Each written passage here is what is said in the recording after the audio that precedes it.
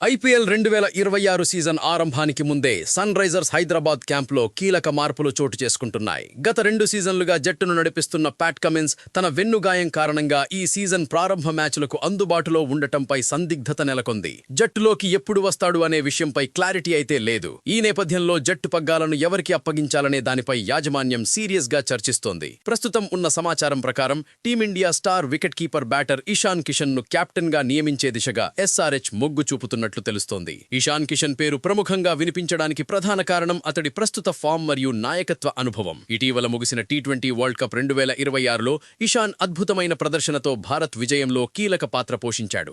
అంతేకాకుండా దేశీవాడి క్రికెట్లో జార్ఖండ్ జట్టుకు కెప్టెన్గా ఆటగాడిగా అసాధారణ ప్రతిభ కనబరిచాడు.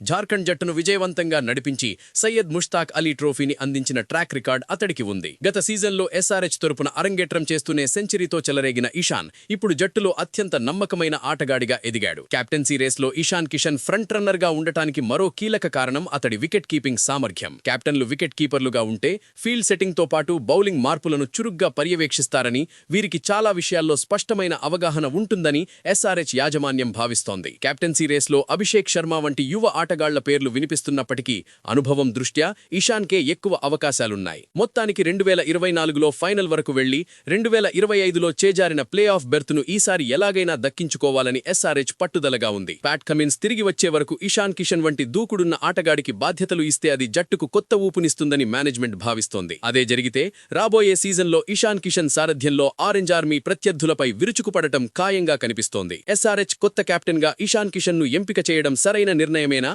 మీ అభిప్రాయాన్ని కామెంట్ చేయండి.